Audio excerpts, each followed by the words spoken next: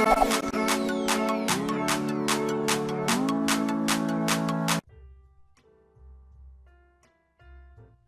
datang kembali di mata kuliah online atau materi algoritma dan pemrograman. Kita masih ada di bab mengenai variabel dan konstanta bagian ketiga. Bagi yang belum melihat video sebelumnya, silakan dicek di playlist.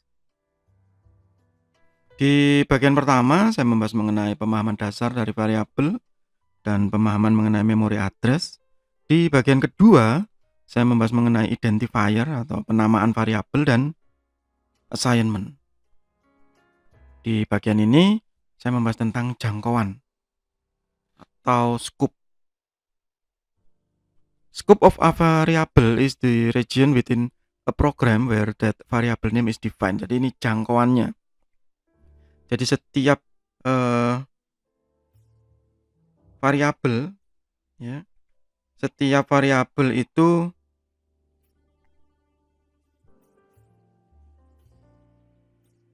memiliki lifetime atau usia, ya. Nah, usianya tadi tergantung jangkauannya atau scope-nya. Jadi kalau dia di dalam tanda kurung, ya seperti yang sebelumnya ya, di dalam tanda bracket atau tanda kurung kurawal, maka dia hanya berlaku di situ.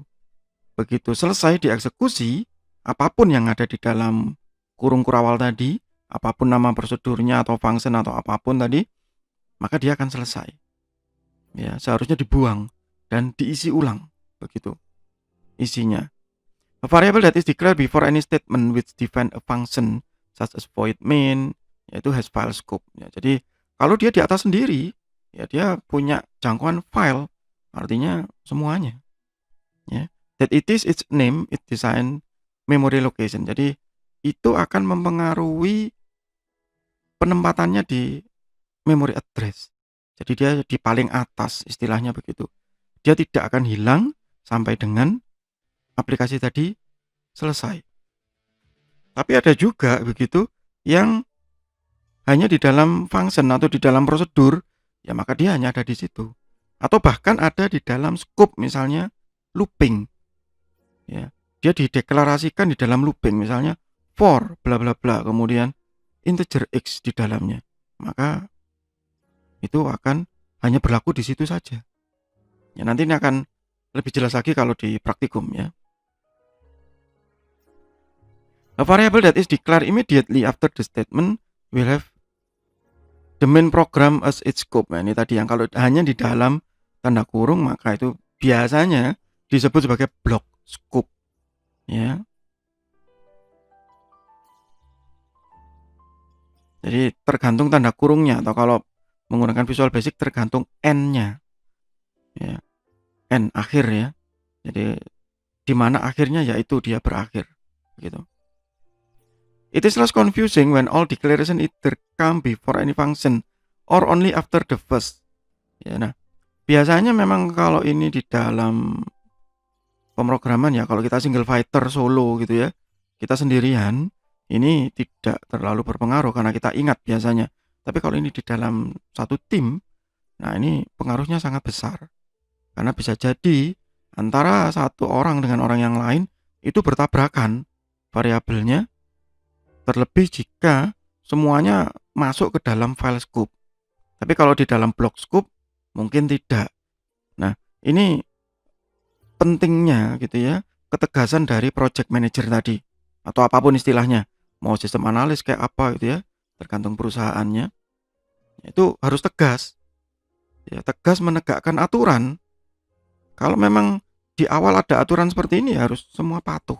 Supaya apa ya? Supaya nanti kalau debugging, revision gitu ya, revisi itu lebih mudah dan tidak membingungkan dan tidak saling menyalahkan satu sama lain. Wah, ini variabelnya siapa ini gitu. Saling tuding ya. Saling tunjuk. Ya, bagi Anda yang belum pernah ada di tim begitu, mungkin Anda bingung membayangkan. Tapi kalau Anda yang melihat video ini dan pernah di dalam satu tim seperti tadi yang saya ceritakan tadi, mungkin memahami gitu bahwa ketegasan aturan sangat penting begitu ya.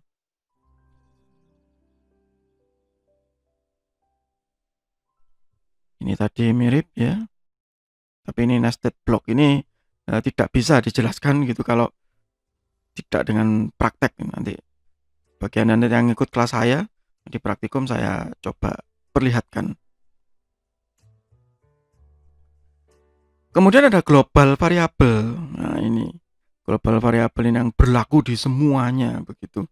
Biasanya ini diminimalkan. Ya, global variabel ini jangan banyak-banyak begitu. Ataupun static scope. Ya. Kalau sekarang static scope ini jarang ya. Kalau zaman dulu COBOL, nah begitu ini banyak static scope. Bahkan jadi storage ya, penyimpanan permanen gitu. Kalau sekarang ada tapi jarang begitu. Ini ada yang statik. Statik ini dia akan tetap ada di situ. Begitu. Tetap ada di program, tidak berubah-ubah. Advantage efisien gitu ya. Tetapi tidak fleksibel karena tidak bisa dibuat rekursi. Nanti di berikutnya kita akan membahas mengenai rekursi ya, agak-agak di bagian belakang ini rekursi. Kemudian ada stack dynamic. Nah, kalau Anda yang tidak mendapatkan mata kuliah struktur data, ini akan sulit membayangkan stack dynamic ini seperti apa. Tapi kalau Anda yang mendapatkan mata kuliah struktur data, nanti ini akan dibahas lebih lanjut ya. Stack dynamic scalar gitu ya. Di saat variabel kemudian bisa dinamis tapi statis. Nah, begitu. Kemudian konstanta. Nah, ini yang saya sebut di awal ya. Konstanta ini secara umum adalah fixed value.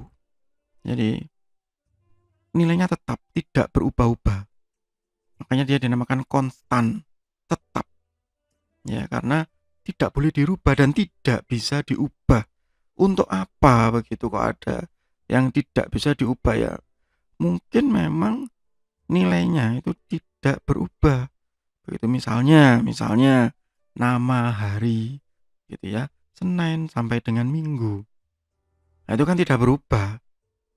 Ya, daripada susah-susah ya kita kasih begitu. Atau misalnya yang paling banyak digunakan adalah kode warna. Begitu, kode warna. Kenapa kok dikasih Pak kode warna ya? Karena ini sesuai dengan logo perusahaan. Jadi misalnya dikasih warna perusahaan, semua tahu. Oh, ini warnanya sesuai logo merah. Lah, kenapa kok dia jadi variabel kok nggak jadi konstanta, kok nggak jadi storage saja ya? Mungkin nggak berubah-ubah, mungkin itu tetap, tapi bisa jadi berubah entah 10 tahun, 15 tahun begitu. Nah, kalau berubah tinggal ganti satu saja di atas sendiri, konstanta. Kalau dulu red misalnya diganti blue misalnya begitu ya. Kemudian biasanya angka gitu. Warna tadi kok angka Pak gitu ya. Kode warna, kode angka begitu. String constant use single quotes or double quotes. Ini kalau di beberapa bahasa pemrograman ya, ada yang single dan double quote. Tapi ada juga yang tidak membedakan. Artinya waktu assignment atau waktu diberi nilai sama saja. Ya, tergantung sintak bahasa pemrogramannya kalau yang terakhir ini. Ya, jadi variabel itu dinamis. Kemudian ada lifetime-nya, ada usianya, ada jangkauannya, ada scope-nya. Assignment itu diberi nilai. Usahakan setelah diinisialisasi diberi nilai supaya tidak jadi garbage value. Ya, kemudian identifier atau nama variabel sebisa mungkin memberi cerita, ada maknanya. Tidak boleh diawali angka, tidak boleh mengandung simbol, tidak boleh ada spasi. Beberapa bahasa pemrograman ada yang sensitive case, ya case sensitif, huruf kecil, huruf besar, ada yang tidak. Ya. Kemudian boleh menggunakan underscore atau tanda garis bawah, boleh juga menggunakan tanda dolar, boleh menggunakan angka tapi di belakang, bukan di depan. Ya. Dan setiap variabel ataupun konstanta itu akan ditaruh di memory address. Kalau digambarkan, kalau di arsitektur komputer atau yang ya mata kuliah yang berbau konseptual hardware, maka itu ada semacam gambar kotak-kotaknya begitu. Ada bloknya yang nanti akan diberi jatah untuk tiap variabel dan sesuai dengan tipenya tadi. Oke, itu untuk sementara di bab mengenai variabel dan konstanta. Kita akan lanjutkan lagi nanti di bab yang berikutnya, masih di mata kuliah online atau materi algoritma pemrograman. Semoga bermanfaat, tetap sehat, tetap semangat. Terima kasih.